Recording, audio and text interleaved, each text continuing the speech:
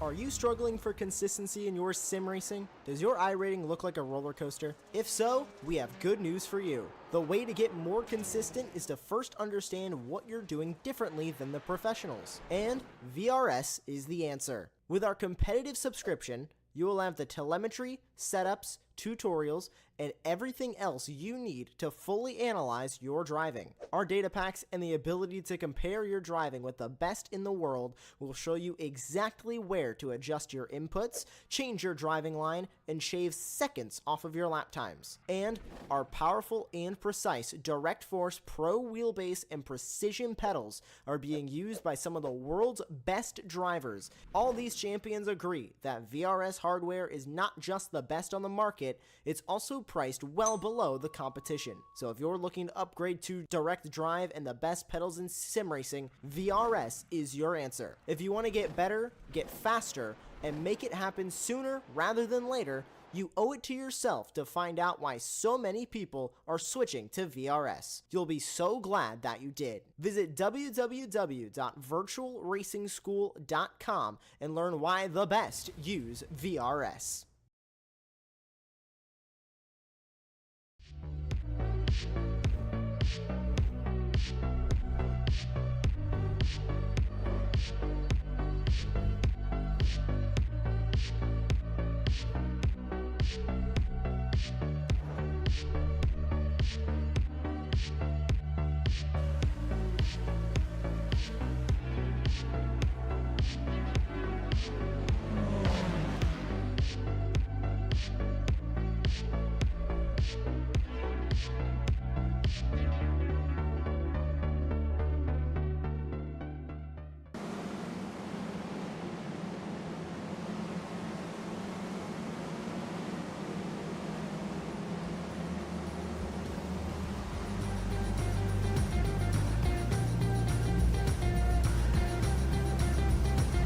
Hello and welcome to the SRF Weekend Warriors presented by Ray Esports. At a new venue, this week we head to New Hampshire Motor Speedway. But it's not on the oval, it's on the Roval. A circuit which, well, largely unused in iRacing, but what we can see so far, what's happened in practice, why not? This place looks epic. I am Tim Cox.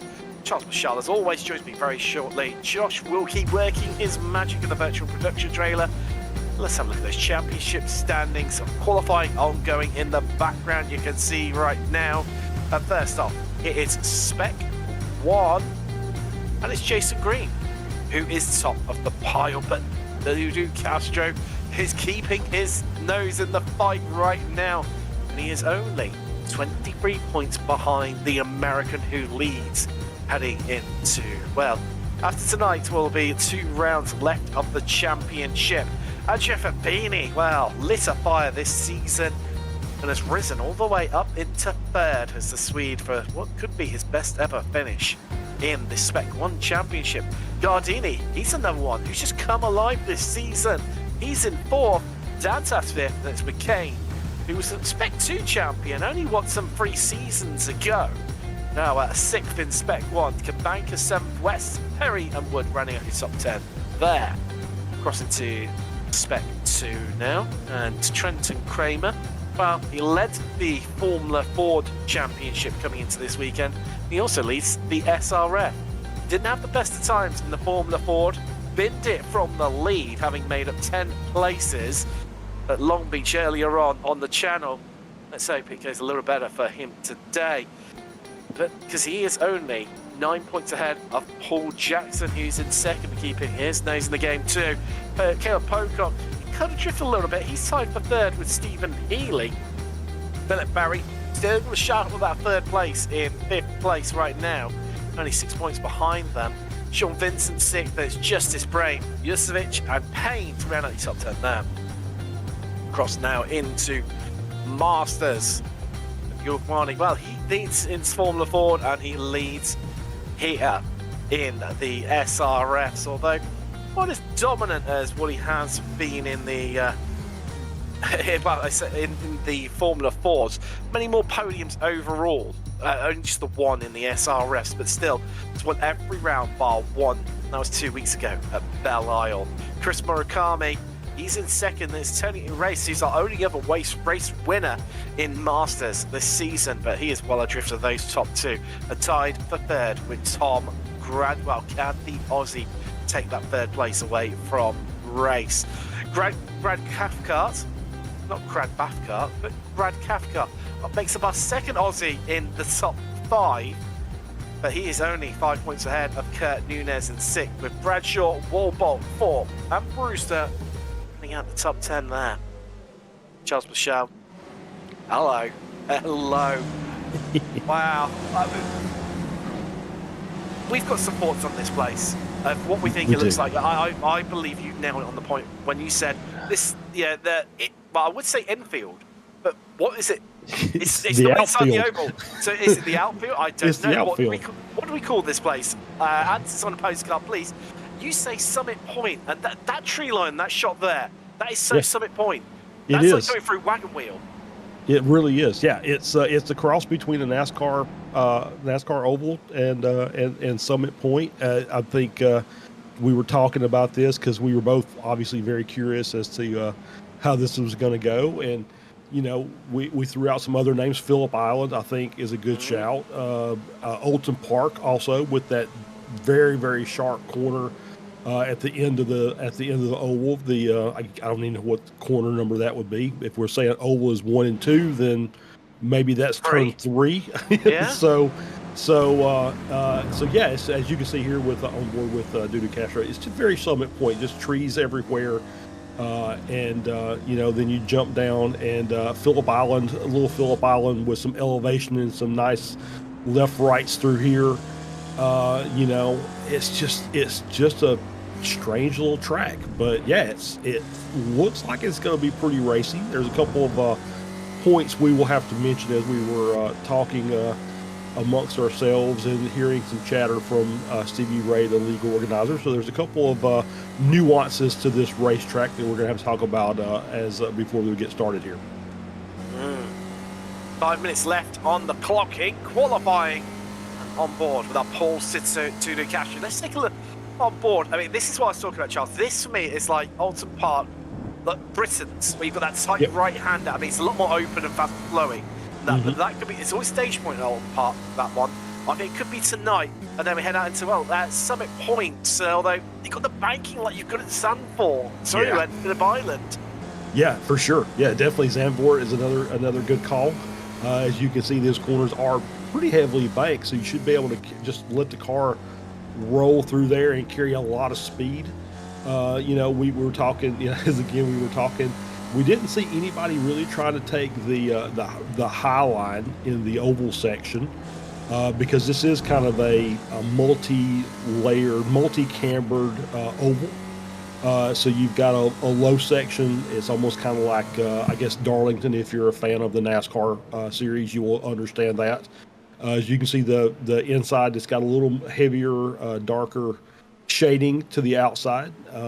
But if you get up on that high line and there's a little more camber, you can just save your tires and carry some more speed through there. And it's a little bit longer, obviously, the trek around. But, you know, maybe that's something that will help save your tires for later in the race. As you can see, Dudu Castro coming out of the pit, so we switched off of it. But another little feature is the pit exit there, because this is a NASCAR circuit. There is a line that you're going to have to stay down below until you get to a blue cone. That is the official pit exit line. And so you're going to have to be very careful there that you don't jump up on the racetrack, because that will be a penalty. So we'll see if anybody gets caught out by that. And then we were talking, the first thing we saw was pit entry. It's going to be a little bit of chaos. A little bit of chaos there because of just the way the roval part is configured.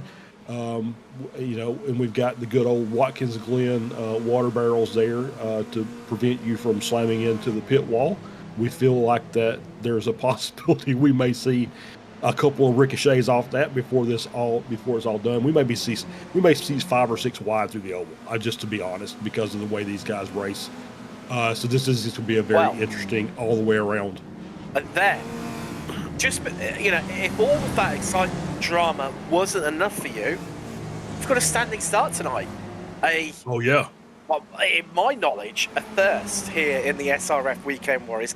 Now, Stevie Ray mentioned that he wasn't able to select a rolling start, which just baffles me because this is primarily an oval circuit, which of course has rolling starts. It's always a rolling start. Yeah, it's Exactly. kind of odd. But I think we've seen it with Porsche Cup at Daytona.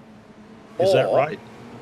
Or is it because I've just thought of this? I don't know, because I'll be honest, I had to buy the track tonight. I've never owned this place. Very long time since I've had to buy a track for commentary. But is it because, like, some of the circuits you start, like parked at 90 degrees for the ovals, and they are classified as a standing start, even though you do one lap behind the pace car.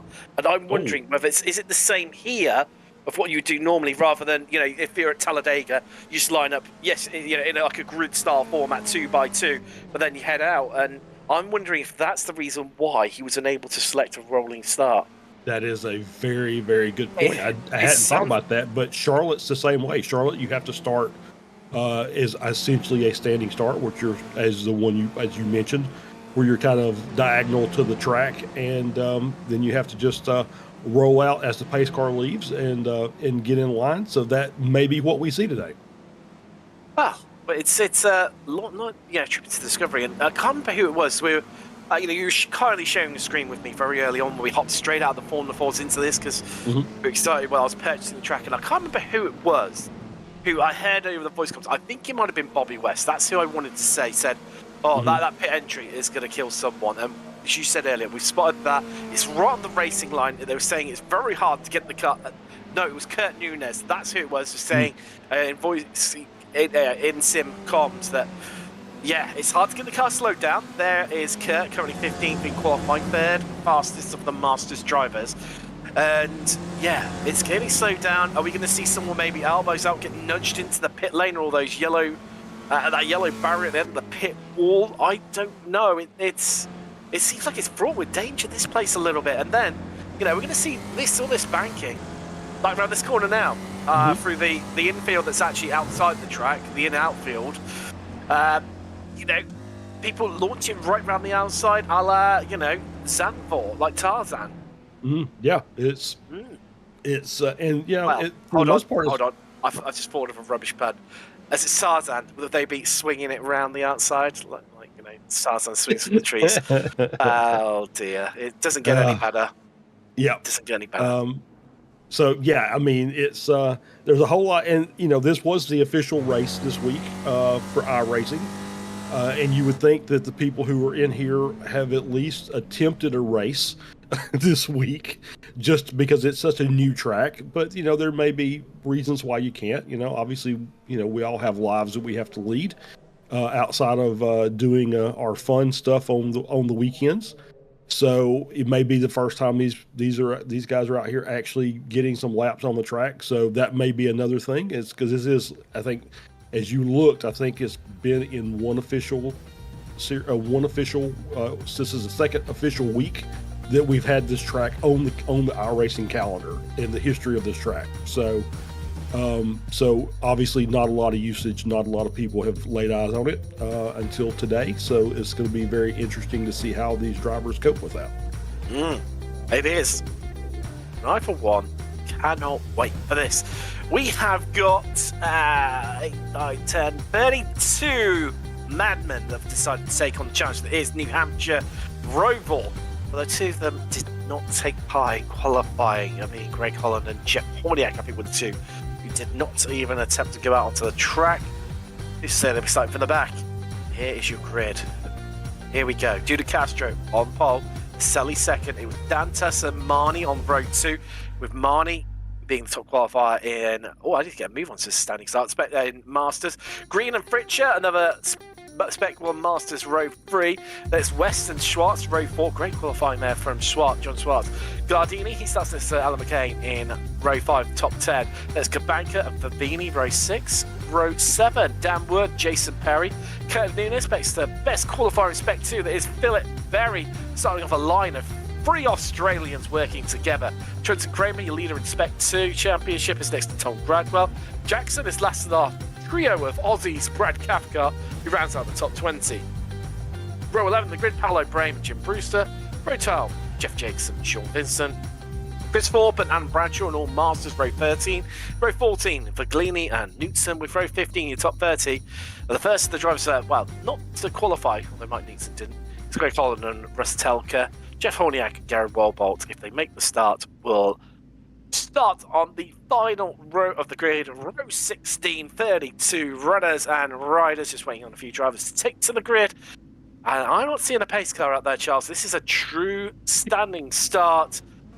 Oh, what's going to happen here? What is going to happen here? And first, we've got the turn one isn't the turn one normal either. Wow. Yeah, first question answered. We're actually out on the racing surface, so it is a true standing start. So this is going to be very interesting. Lights. Here come the lights. Let's get ready to go racing from New Hampshire on the Roval as we are green. And we are away. A trip into the unknown. Who's going to get a great start? Well, I tell you what. Let's look at that second row. Dantas initially took straight in behind Castro. Well, the best of starts from him. So apologies. No, he's at one place because, of course, there's the selling on the front row with Castro. So we make our way through to turn 3, the danger point. Jason Green looking a bit racy against Marty. Oh, there's a gap already. And that is, who was that? It was Dantas, and there's more carnage ensuing down in the midfield as everyone just making their way through, but everyone did take the start, crucially. Yeah, that was just obviously Dantas on the inside, the outside of that corner. Just way too late on the brakes for try to make that and just smash the tire barrier. Oh, we're on an oval, Charles. Going for the modified look here is Vandro Dantas. But that's going to cost him when it comes to slipstreaming as well. This is a quick old lap here. We're already round to nearly complete the end of the first lap. As here we go. This is on board with Dantas. Going full send was the Brazilian. He had just a late adjustment, just carrying too much speed, and into the tire barrier. So that's obviously dropped him back. And yeah, it's gonna be rough. My guess is they're gonna get a pretty good draft around the oval part of this circuit. Not sure about a lot of the other places on there, but the oval should be pretty good for slipstreaming. And we'll see if how bad that hurts him during the course of this race until he can get to his pit stop. Top two have cleared off in form of Castro and Nicelli. But it's a different name at the front of Masters at 3 places. Jeff Richer leads Masters and is on the podium overall. Well, can he stay there? That's the big question. The American are using local knowledge based on a country. Of course, Marnie being from the land of Switzerland. And Fritch's got some big old names behind him as they make their way through. 1 minute 12 lap around here. It's going to come at you thick and fast. It's going to be furious. It's going to be frantic. And Fritch starts this long train that ends at Danwood in 14th. And then there's another train after that. We've got Jackson through, who is at 17th, all the way through to Adam Bradshaw, 24th. Phil Berry's lost a lot of time as well. He's down 10. You think he's caught up in that turn 3. Well, technically turn 1 proper incident gutting for the Aussie in the 888 machine. Other than that, it's been pretty sensible so far. Yeah, it has. I was watching Monty there behind Fritcher, and Fritcher just carried a lot more speed out of the oval than Monty did. Monty's still a little hesitant about how much speed he can take through that section. And ended up getting passed by Green there going into turn 3.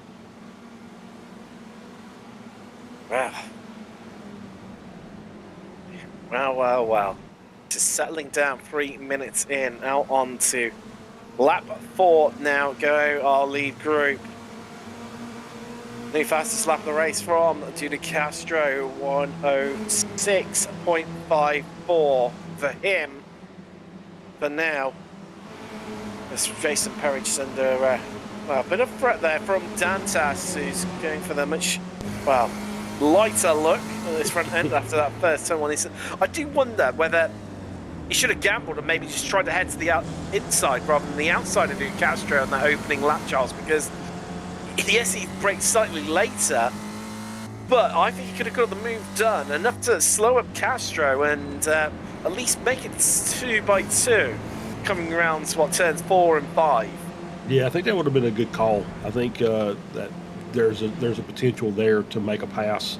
Obviously, probably the heaviest braking point on the track from what I can see. So, you would think that that's a good spot for making an overtake, especially if you're on the inside of that corner. The Selly is really brought his A game here tonight, hasn't he? Yes. I mean, all season long, there's always someone who just it all seems to click into place for them and starts working out. I look back a couple of seasons ago, Jim Brewster securing third position in the Masters Championship. He had one moment like that.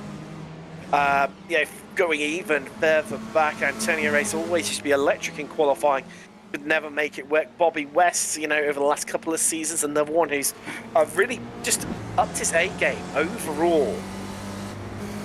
And this is another one. The Sully who's, it's just, to say he's never done anything would be derogatory to him, but he's just never been one of the front runners. And then all of a sudden, he never gets from his iRacing 8.5k versus 7.5 for Duda Castro. But it's just all of a sudden, it's like, yeah, okay, I'll get this now. And off he's gone. And with it just catapulted himself. He's leapt like a salmon up the standings, both, in the race on average, and that's the championship standings. Yeah, absolutely. I think you're absolutely right there. It's, it's, at some point, the more you get to drive a car, the more it all just kind of clicks into place, and you know what the car's capable of and what you're capable of with the car. Just as important there as we see the race between Green, or is that West? That's West. Yeah, West and Monty. Monty with a nice little crossover move. Makes it side by side. Ooh. Not enough speed to keep up. So yeah, I think it's Monty's just really hesitant. Yeah, I think Monty's still just really hesitant with the track, not really comfortable yet. Because normally he's not falling back. He seems like he's up more often than not moving forward. So it's a little odd to see. So I'm just going to guess and just say probably just not a lot of practice this week. And so he's figuring it out as he goes along. Well, I would say, in your what seems to be weekly chat with him, you can find out in a bit. But yeah. Chef Richard, he's just dominating Masters, third overall in the 943, leading class, setting the pace of this group as well, getting away from Green, who's currently 4 tenths behind him. We'll close that gap up. And interestingly, that we're talking about that turns 1 and 2. If you give it the oval, and in fact, racingcircuits.info, brilliant website on every track on the entire world. They classify it, Charles, as turns 1 and 2 on the Roval as well. Okay. And yeah, is someone going to elect? Which we saw Fritcher there, just taking that higher line. You spotted it earlier on. There's more banking up there in lanes 3 and 4 compared to 1 and 2, which then led me to think, well, is that going to allow these tyres just to keep a little bit more in check? Not exactly a hot day today, but longevity of the race, could it pay dividends by being distance-wise slightly longer? Yeah, it's absolutely the truth, and we don't know because nobody's really went out and ventured out. Maybe that surface is a little bit rougher. Maybe it's a little bit older surface out there, so it's not as smooth down low as we see Green making a move down to the inside. Sends it into 1. That was it. As NASCAR tracks go, this track doesn't necessarily have a ton of banking. It's probably, 8 to 10 degrees or something like that. I'm sure that there's probably a website that could tell you. I just don't remember, but it's one of the flatter NASCAR circuits as NASCAR goes. So maybe there's a downside to running out there, but I just don't know if there is or not. But yeah, it's Green's made that move. Fritcher obviously looks like he's got really good pace here. He looks like he's got that, at least the oval section, figured out. as we're coming down here back into the oval section, as we're coming back to the pit entry section. I'm not sure. There's, NASCAR's notorious for not having names of corners. It's basically just numbered. So, see if Richard looked like he maybe got a little squirrely through there. Bobby West was able to take advantage. 12 degrees. Okay. Answer to your question, that's how much banking we've got.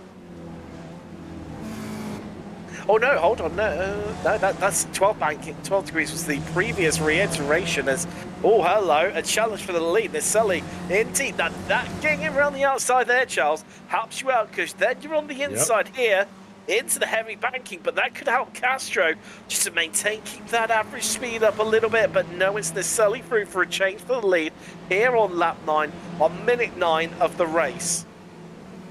Yeah, it was a great move by Naselli. He just found an opening into that heavy braking area, was able to make the challenge and carried it through for the next couple of corners, and now he's out front leading it. Well, Josh has found where they were trading places even before that, heading out onto the Magic Mile, the oval is known as. So, well, there you go. That's on the high line, Charles, and look at that. Yeah, he just did a really good job of just maintaining that speed out there on the outside. As you can see, the exit's plenty wide enough to support 2 or 3 cars, and was able to get that move done even before the banking, and then it was Castro fighting back on the inside. So great driving by both those guys. Well, Naselli just seemed to outbrake himself a little bit, but actually it helped him in doing so because he was able to hold that outside line, which then gave him the inside line as he clips the gravel. He'll get away with that one though, and he's breaking the toe of Castro. 6 tenths now the gap between those guys. As meanwhile, further down through the field, Kurt Nunes embroiled in the battle with Bradwell over 5th place in Masters, 16th overall, but they've got Jacobson, Brain, all involved too here, wanting to get their nose in. Involved where? Well, certainly Nunes and Bradwell do not want it right now. In fact, Jim Brewster not too far behind. Once they get onto the oval, they could really just eat that gap up for breakfast. Absolutely, yeah. As it like the oval, you can get a really good toe, even with a flatter corner. You can make that work and still carry a lot of speed through there. I think Monty was under fire from Swartz as well. As we switched over here to Trenton Kramer, making his very early pit stop.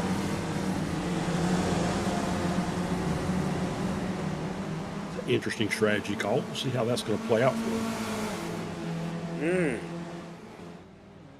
I mean, I don't know, because it sort of is a draft track, but it isn't. It's a strange combination. Yeah. I was going to see, well, is he going to be one of these drivers to fall foul of pit exit rules? He's going to keep an eye off there. Go, there was that blue cone. Blink and you missed it, really. But you come at, that's well, as we've seen for the first time this evening in racing conditions. You come right onto that racing line, but they're carrying a lot more speed than what you are coming out of that pit road. Yeah, it's very, very tricky. They're going to have to be very aware of that as Kramer comes back out, and he's behind the 28 car of Wood.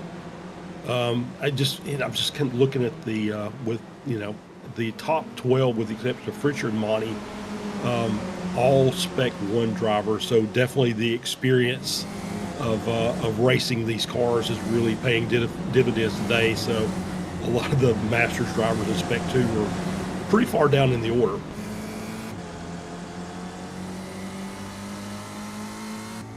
Answer to your original question, Charles. It's variable in the turns as to how much banking there is, between 2 and 7 degrees. Okay. Pit straight away, 1 degree. Right. And 65 feet wide.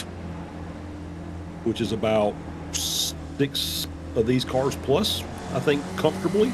It's, I'll say one thing for definite, it's 1 more inch than 64 foot and 11 inches wide. There you go. There you go.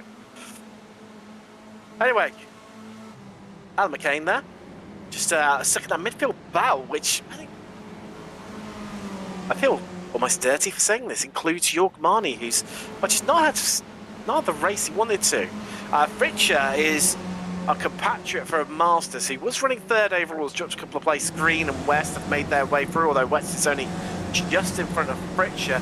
Green already 1.9 seconds up off the road. Selly and Castro still close, just like only 3 tenths between those two. Spec 2, Paolo Brame leads that one. He is 18th overall right now. But well, I think that could be his first, well, certainly first in a long time, if not his first ever victory in Spec 2. Although Philip Berry's a massive amount of time behind, about 5 seconds down the road. Does have Paul Jackson and Mike Newton for company. Those three could work together to close that gap up. Brad and Bradshaw involved with them too. But more than likely, they'll start all battling over second and third in Spec 2, with 3 of them involved over these 2 podium places. As Chris Thorpe, another driver, taking the modified look like a Vandry Dantas. He's down in 8th. Dantas, in fact, just in front of him there. There's Selly. Still holding on to this one. Yeah, still holding on. They really, I think Green is actually trying to make up a little bit of that time. Now that he's got past Monty and Fritcher, I think he's starting to maybe chip away slightly at that gap up front. Obviously, last lap he was a couple of tenths off, but he's been in that 2.5 second range for quite a while now. So it's, you know, maybe it appears like he is, but you know, the timings doesn't really show that. So we'll just have to wait and see if he's going to make this a 3-car battle up front. Obviously, we know that he's really good at fuel saving. So what time he doesn't make up on track will be time he can make up in the pits. And if there's anyone who can, Jason Green can. But 2.5 seconds, Charles, can he do it? Last time by, just looking at last laps, Green equal to the pace of our top 2. In fact, exactly the same time as Naselli, who was... Well, you spied. Oh, hello. Who's that? Michelle McLeany, I think. Yeah. I think you're correct. Yep, that's who it is. Yeah, we saw Kabanka do that in practice earlier, where he just kind of kept carrying around that corner, and the car just never straightened back up. And next thing we know, he's over in the grass. So we'll see if we can get a look at that here. It's just... I was going to say that's a different spin, I believe. I think that's the other side of the track. So obviously he's obviously Viglini's struggling quite a bit here. This looks like this might be a better shot at that. Coming down here into turn 3. Good line through there. Yep, just too much throttle, and just looped it around and over in that. Over in the picnic area. That's exactly how we saw Kabanka do it, funnily enough, wasn't it? It was. Exact carbon copy. Toto Gardini right now under a bit of pressure from York Marnie. York Marnie's just recently passed Christian Kabanka, talking of which. He's 9th overall at the moment. And we have got Jeff Bridges still leading that Masters battle. He is getting all the way. There's Gardini around. How many places he lost? He's down to 11th, so he's the back of this group now. Deck of cards fully shuffled here in New Hampshire. As we're, well, up to 18-minute mark here. Let's see exactly how it all unfolded for Gardini. Yeah, just coming down here into... Yeah, just he caught it and then lost it again. Yeah, he obviously was carrying a lot of speed through there, and just not enough of that banking to support how much speed he had. And then once he got the gravel, he was able to straighten the car back up. So just lost a little bit of time in a couple of positions, but he able to continue on. Marnie, Gladini, Perry, Nunez, Jakeson, all down pit road now. Early, 18 minutes 30, very early on in this race. If this was 28 minutes, I'd maybe... Oh, hello, Jason Perry, you've got a great stop there. You're going to come Well, look, he's close the gap right up to Young Money. He nearly even took him to the race down pit road. Yeah, so he was a second faster, or almost a second faster than York Monty on pit lane. So that's obviously helped tighten that gap up, and so we'll see how that pays off for him later on, if he can put any pressure on Monty. Monty doesn't, from what I see, and we kind of joke because it's like I get to talk with York every week, and I've already done that because he won the Masters class in Formula Ford. So no, it just doesn't like he feels very comfortable out here. He's like I said, normally moving forward, racing for overall podiums, and it just doesn't seem like it's going to be his day today. Shovardlini heading out of the pits there. So Young Money's the highest driver who has pitted so far. He's 16th overall. This pack fully shuffled. Brewster and Cathcart. Yes, it's going to be slightly adjusted for pit stops, but they've been on a really good run. They've made up quite a few places in these opening stages, and those slightly different in terms of track position. 3 seconds between them, they're not together. They're definitely implying the similar sort of tactics here that's bringing them through the field. Really like second and third in class, 10th for length overall for Cathcart and Brewster respectively. However, they are going to lose at least one of those places when Marnie comes out of the pits, assuming he has no issues, and possibly Kurt Nunes, maybe not. I think they should be clear of Nunes potentially after that one, but Jeff Rich is still leading that Masters battle. Yeah, he's doing a great job just up front and just running his race. Not really a lot of pressure from anybody. He's got Swartz right behind him. But obviously the next car down the line is Cathcart. He's a full 13 seconds ahead of Cathcart. We know that Monty's already pitted. Monty was running around P7 or P8, I believe, before the pit stop. So Fritcher will have to keep kind of an eye out for that and just kind of monitor his lap times versus what he's running. As we see Swartz making the move around Fritcher to take that position. They've dropped down to 8 seconds or so behind the race leader. Yeah, they have, haven't they? And talking of which, the Sully still leads this one by 4/10 of a second as we head into the second half of the race. Well, after the flurry of activity, it's just calmed down a little bit. Cabanca into 8th. It's always worries me though, because when we get this bit of a calm before the storm at this stage of the race. Okay, that's interesting. There's a load of tyres down halfway down pit road for the starters for that position, which is in the pit lane. Not seen that one before. That is new. We'll get some new features here since this is the first time we've seen this. But yeah, I think you called it right. The calm before the storm. I think if we have this middle 20-minute section after the first 10 minutes of the race and before the last 10 minutes of the race, when it seems like business picks up and we start getting a lot more on-track battles as pit stops are ending, and we now, some people get shuffled around and people are making runs at the end of the race. So it's always kind of this midpoint. We just kind of catch a breath a little bit and get ready for the final 10 minutes. Making a way through here. There's your Marnie going up the inside of Jackson. Right, hugging that inside line, but look at that banking, the way you can carry the speed and momentum. Jason Perry just sent it in, kept it pinned, got the move done. Gardini followed him through as well, and Cabanca not far off behind either, as Jackson losing 3 places effectively, all on the the exit of one corner there. Really showcasing just how much it can hamper you. And well, for the drivers up front, if that Sully and Castro come out together again on the final lap, after the pit stops even, apologies, that then all of a sudden for me makes it a little bit more interesting, because there's going to be a lot of places to overtake. This could be a real battle for the ages on the final lap, but they could spend a lot of it side by side. You're absolutely right.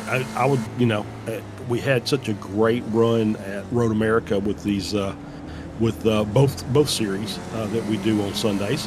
That it'd be nice to get another one of those milliseconds apart between our first and second place cars, and that's kind of the way it's shaping up here. As we see Castro, look at this, going on the inside, necessarily taking the wide line. You carry so much speed out of that oval section, and then down in last of the late breakers, just a dead heat going through three. Here we go. Here we go. I think this is maybe a bit of a precursor here. But Castro's just trying to work it out. Listening into what we were just saying. And look at it, still side by side. There's a bit of contact there. Bit of understeer from Castro. That's what pushed him up into Naselli. And they are still side by side, Charles. That's a great battle. Yeah, they're just finally Naselli was able to just get out front there, going over that little hill on the back side of the track. And able to do it, and now Castro's going to be able to maybe line up another nice toe and a run down the front straight, and we might do it again. Oh, Naselli's bidding. Yep. Right, okay. Now, time to shine, dude, and Castro, if you want another victory this season. Here we go. Sully into the pits from the lead of this race. A long, it feels like an eternity waiting to get to his pit box. This is right down the end of the pit road. There we go. The waiting game begins. Fastest stop so far, 9.9 from Dan Woodnow. Apologies. Jeff Jacobson, 9:07:11.17, which is roughly in line with pretty much the average from Naselli. Sometimes it pays to be bang average, Charles. Sometimes it does. And so, yeah, we're going to see Naselli's out. 34.9 looks like a good pit stop. And so now it's up to see if this traffic is going to get in his way and slow him down. That's going to be the key here. Is what's Castro going to be able to do up front versus what Naselli's going to be able to do here in traffic behind Brewster, right at the edge of the top 10. So he's going to have to work hard to try and get by Jim, to carry that momentum and keep trying to just get good laps out of this until Castro decides it's time to pit. Here we go. Sully needs to get this move done, and you need to get it done quickly. We're feeling like it's been held up a little bit by Brewster. Pulls down low, sends it in. I love the way you can just carry so much more speed. Just let the car understeer a little bit. Off throttle, regain it, bring the power back in. And it's the long run down to turn 3, hard onto the brakes. Move already done for Naselli. Pace definitely dropping off a little bit towards the pit stops. Fastest lap from Castro was 106.5. Last lap of 107.4. Just to give a bit of contrast there is Kabanka embroiled in this midfield battle, which will work out after the pit stops. Perry, Gardini, Marnie, and obviously Kabanka, the rear gunner here in the 78. I did notice that Green has picked up a little bit of time on Castro. I don't know if it's now that Castro and Naselli are kind of separated themselves by Naselli's pit stop, if maybe Castro's not getting the benefit of that slipstream and they were able to run faster working or racing against each other, or if it was just a side-by-side battles that was able to draw Green up a little closer, but he's inside of 2 seconds, or right at the edge of 2 seconds. Into the pit road goes Paolo Brame and Alan McCain. Paul Jackson joining them as well now. Yet to stop is our entire top 7, and also Brewster and Gradwell, who are 9th and 10th respectively. Right now, nobody's showing the cards too much here in this little group. Perry leads it. Gardini, who we look back from towards Yulmani, who's 3rd in this group. Kabanka, still that rear gunner, just sat at the edge of it, waiting, lurking in the background. As Gardini has another bit of a look, starting to answer more and more questions of Jason Perry's lead of this group. But has he got enough questions? Can Perry answer them? Yeah, it's a pretty tight battle right now. So I wouldn't try and pick a winner out just yet. They just looks like that. I think there's some drivers that are excelling in sections of the track more than others. Then obviously we get down here to the NASCAR section, and all these cars behind are be able to get a good tow, maybe save a little bit of fuel. So depending on their fuel strategies as they pitted, maybe they said, I need to save a little bit because I went a little short in order to gain some track position. So still lots to play for. We still have about 11 minutes left in the race. Do indeed, that we do indeed. On board with Marnie. Schwartz and West still incredibly close together as well. Actually, apologies, Schwartz and Fritcher even.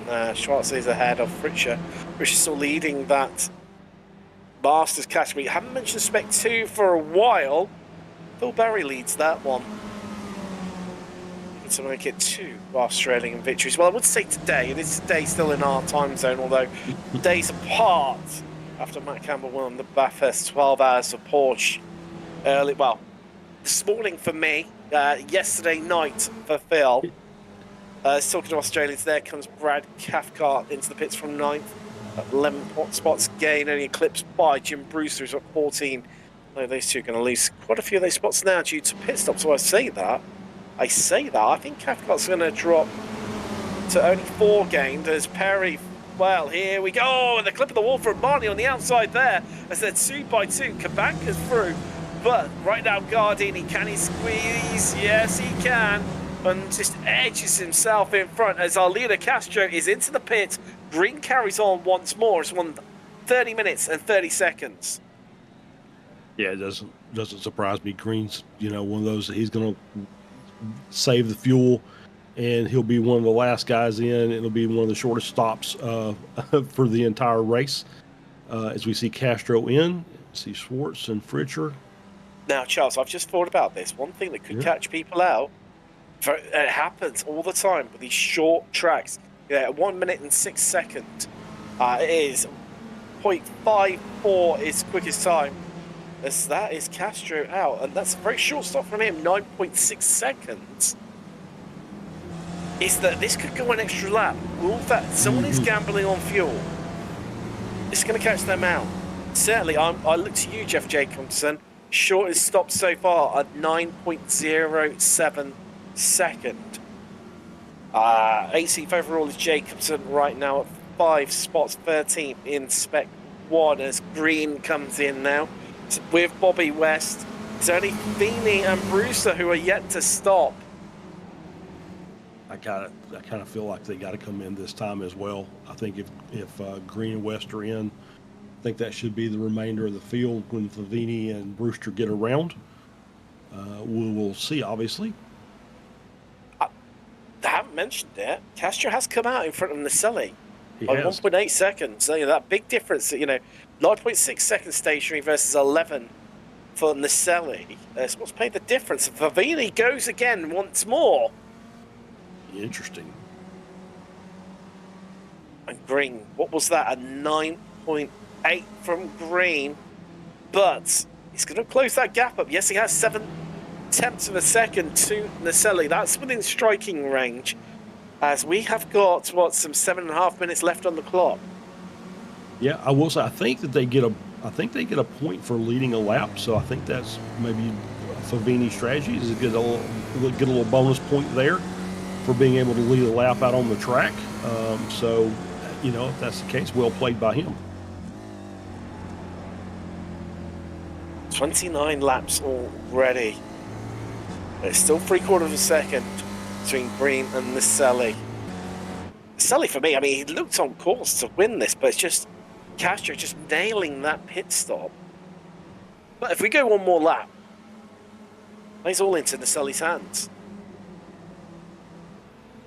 Yeah, he's. No! Has he saved it? Has he saved it? Has he saved it? He has, but he's lost time, and there goes Naselli, and there goes Green, and he gets back on. There goes West. He's going to have to squeeze and have to check right up. Wow. That was just trying. I think he's just trying to pass a lap car there, and he's working his way around the 27. Favini. That's the race leader, and just makes contact. Obviously, the banking helped. The fact that the track is about 6 cars wide definitely helped out. He's able to slide it up the track and catch the car. No contact other than the little contact with Favini.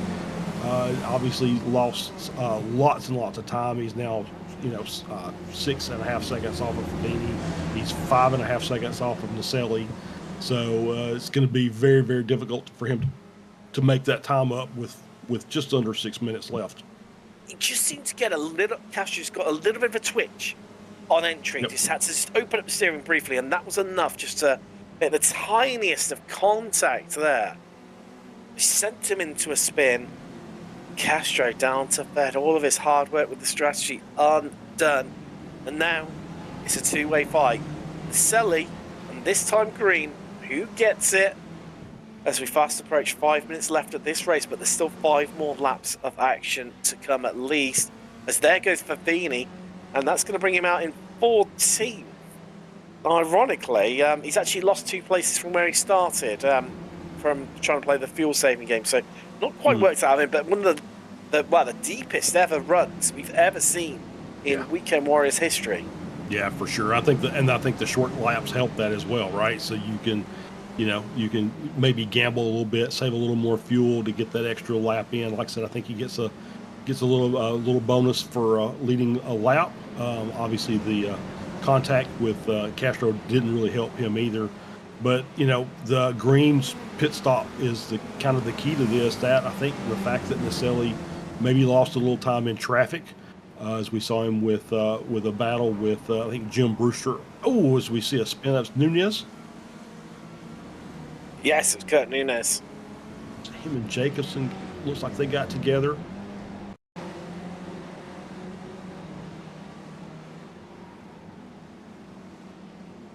Well, it's good for now. Oh, yeah, it's all crossed over, wasn't it? And yeah, it just kind of looked like Nunez maybe checked up a little bit, maybe felt like he was losing the rear of the car, had to just kind of lift a little bit, and unfortunately it wasn't expected, and contact was made, Nunez around, and so he's lost some time, and he's got a big gap to bury, so I don't think that he's going to be able to make up any positions, but still lots to happen here as we see this 4-car battle that seems to have been going on forever. It has, but no real progress made from anyone really. Harry still leads. A mistake from Gardini allowed Cabanca through. Marnie's still third in this group. So not a lot's changed. I mean, they've been close as you like, but nothing's really changed between any of them. As West and Schwartz are close. Fritsch is still involved in that battle too, so that's going to be interesting. Fritsch is probably just looking to bring this one home, secure that victory in Masters. Yeah, I don't think Monty's got anything for Fritcher. I think Fritcher's just got to keep the car clean and pointed in the right direction. I think he's got the Masters class sewn up as we see him off the track. Oh, no! Say that. I think we commentator cursed him. Unfortunately. So we see him coming down here.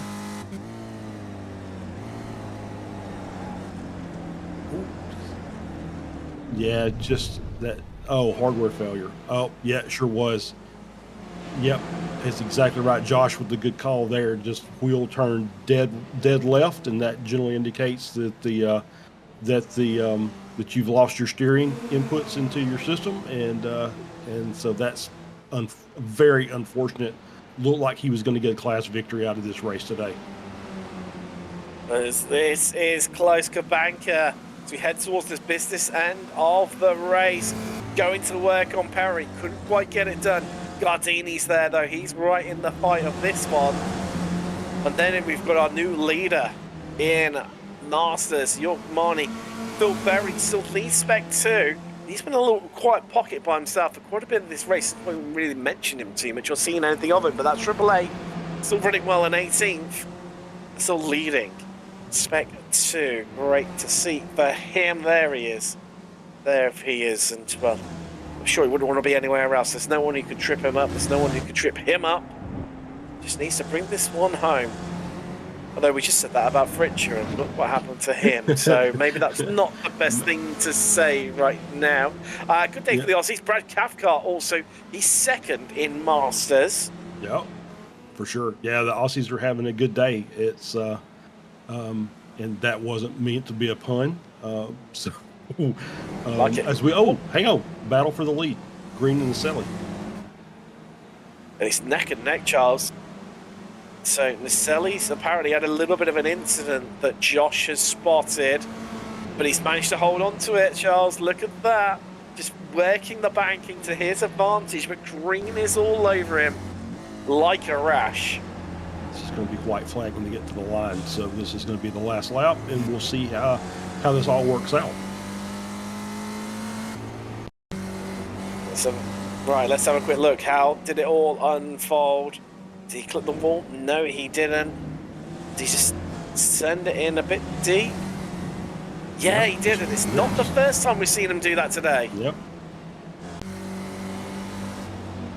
All right, back to On board with Green. racing here. Yep. Wow, this is white flag, Charles. This is it. This is all or nothing for Jason Green. And it's 2 temps separating himself. And Naselli jinx goes defensive, covers that one off. Says to Jason Green, you think about it twice, it kills off the momentum. Beautiful defensive masterclass here for Maurizio Naselli. But what has Green got? Look, he's desperately hugging that inside line like a best friend he hasn't seen in a lifetime. Yeah, got a good run out of that banked corner. Able to close the gap back up. Got some slow traffic in front. What if that's going to get in the way of this battle here? That's Adam Bradshaw. I think they should be clear of him. But it's hard to overtake for this last bit. But Naselli a little bit loose there. But I think it should be enough unless Green can absolutely ace this final corner and make him a lot of time. But I don't think he's going to do it, Charles. And Maurizio Naselli is going to carry this one all the way to the checkered and win here in New Hampshire by 3/10 of a second. Casco going to round out that podium. This lot's still going right to the Leica banker. He's going to be out onto the grass. That might allow... Oh, they all trip up. No. Perry's out. Oh, there it is. No. Perry out of fuel. Kabanka out of fuel, I think, as well. Oh, and it all shuffles around. Oh. We said about that wall. I mean, Perry was just stuck, nowhere to go. He was clearly out of fuel. And then, well, it just all kicked off at Gardini. There we go. That's the moment it dies. Yeah. He can't squeeze just himself. Nothing he could do. And yeah, we talked about it. It took him a little over 40 minutes to get to there, but we did see it as Gardini crosses the line after just absolutely clobbering the water barrels there. But yeah, just you can see him right here as Perry just slows up because he's got no fuel left and there's just nowhere for Gardini to go. And yeah, as you see Perry just up on the high side, rolling, hoping the car will roll to the finish line so he can get classified. That meant Dan Wood, Alan McCain, and Evandro Dantas got past at the depth. Oh, I did wonder, would someone run out of fuel? Jason Perry was the person to do so. So, Brad Cathcart, second in Masters. Tom Gradwell, fourth. Real day for the Aussies, isn't it? And Phil Berry, the win in Spec 2. We haven't seen this in a long time. The traditional SRF Weekend Warriors Demolition Derby coming into full swing here. They found a jump on the track. This is the only week we've seen this track in 5 years, and they found the jump on the track as you get a good replay here of Jason Green and others. There we go. Nice little cartwheel at the end of that. There we go. Who doesn't love a jump? Absolutely.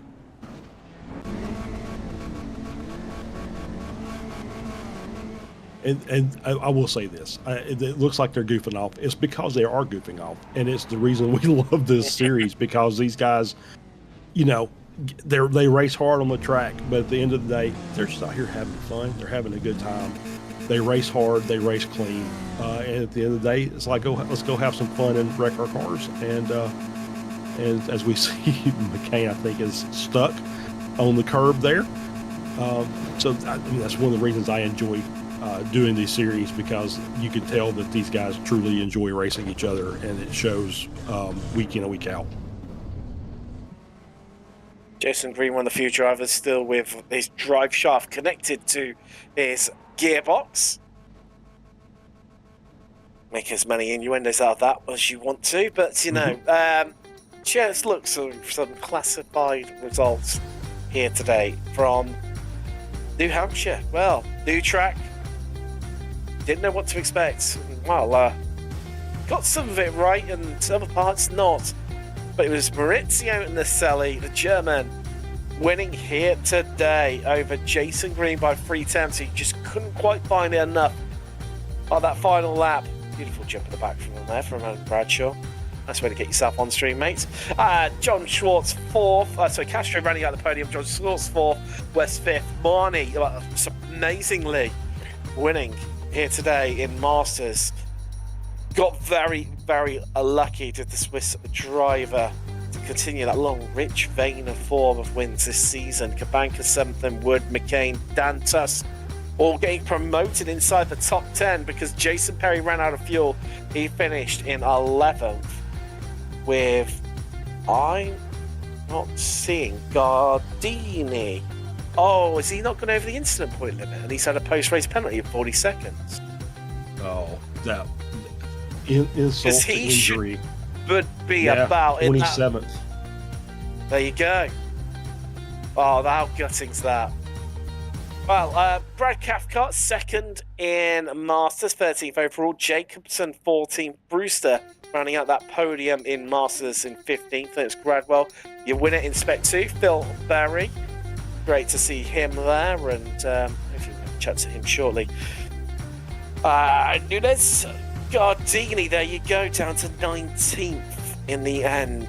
Paolo Brain onto the podium, the second stack of which in Spec 2. Jackson completes that podium, 20th and 21st for those two. Then Bradshaw, Knutson, first driver, 1 lap down in 23rd. Fourth, Vincent Telka, Fritcher, Baglini. Those last two 3 laps down. In fact, Telka 2 laps down as well. Horniak 3 laps down into retirement. Trent Kramer lost on lap 23. Greg Holland, lap 17. Gary Warbolt did not make the start. Let's have a chat to some people, as we always love to. Let's do this in a corresponding age order first, as we always seem to. Jason Green, well, second. The Selly just seemed to love that inside line on that final lap and just couldn't seem to find a way to break it. Yeah, I think my best chance was on the second to last lap when I got my best run, but I just couldn't quite manage it. And yeah, Maurizio did a great job at defensive driving there. It's really difficult to get past unless somebody makes a mistake at this track. So yeah, it looks like it's pretty wide, but the actual racing line, especially through the outfield sections, is pretty narrow. There's very little places to put the car without hitting any curbs. And we're just re-watching the start right now. Obviously, standing start, not something we're used to in this series. Just talk us through that, because did you approach it any different to what you do normally? Not really. And we have standing starts in the official races in the official iRacing series during the week. So it's no different than that. But yeah, it's way easier. I think there's less games you have to play to try to get a good start. You can just nail the standing start, and yeah, there won't be too much chaos. And in terms of keeping this track, a very rare track ever run in iRacing. Yeah, I really enjoyed this or track. not? Okay, well, there you go. I think that's a thumbs up from Jason Green. Mm-hmm. Although that usually means that it's a thumb down from everybody else. So well, maybe they just need to get better, and that's why. Should we go with that one? I mean, I'm not going to say that. Those are your words. I've put words into your mouth. Even so, I mean, congratulations on the second here today, and good luck for next week. Thanks, y'all. Right, one master to another. Jim Brewster. Jim Brewster, P3 in the Masters class. Jim, congratulations. I think it took a little bit of some bad luck from Jeff Richard. Looked like he had a hardware failure. Was leading Masters class, and of course, obviously, that was the end of the race for him, and it elevated you up to third place. So, congratulations. Well, the big thing was Kurt. I was defending. The first half of the race, I had some guys hounding after me, but I had a good line through the oval and a good line down at the bottom of the valley where I was pulling back, and so they gassed up early. They went in for gas since they couldn't, because it was very easy to defend. It was really tough to pass, and so they came out ahead of me. But then Kurt's the one that really got me up to third. He spun going down the hill. He was fighting with a couple other guys. But hey, you guys are talking to me on a Sunday. I'm pretty happy. There you go. I talk to you on other days of the week, but today's Sunday. Yeah, that's right. Yeah, no, we've had the conversations on Tuesday nights since I've been doing that as well, and so yeah, it's good to talk to you on a Sunday. So, what do you think about this track? It's obviously not run. It was tough. I liked it because it was tough. The only part that was really Mickey Mouse was the track out of that last corner. Before you came out in the oval, that was really Mickey Mouse. If they had a proper curb there, that would be a lot saner of a corner. It was a real gamble to get an X there. But hey, I got to say hi to my sister, Tam. I think she's watching live today. She said she might be watching live. So hi, Tam. And anyway, so glad you guys are doing this. And, I was looking for you yesterday on our Saturday in our V race. We had a great V race at Long Beach, and you guys didn't show up. And, I'll keep an eye out for you. We'll be looking for you as well. Jim Brewster, thanks. Congratulations. Hello to Tam. I think Argentina. Is that right? Yes, sir. There we go. So, okay. So congratulations. We'll catch you next time. Thank you very much, guys. Yes, sir. Well, that's all we have got time for on that bombshell. It's time to end the show. Thank you very much for joining us as well. It's been a trip into the unknown and discovery. We've all held each other's hands through that voyage that's been New Hampshire Motor Speedway Roval here in the SRF Weekend Warriors, presented by Ray Esports. I've been Tim Cox, Charles Michelle, and Josh Wilkie. As always, thank you very much for joining us, and we are going to see you in a week's time. We head to Laguna Seca as part of the doubleheader for the Weekend Warriors and the penultimate round of the championship. Thank you very much for joining us, and we'll see you then. Goodbye.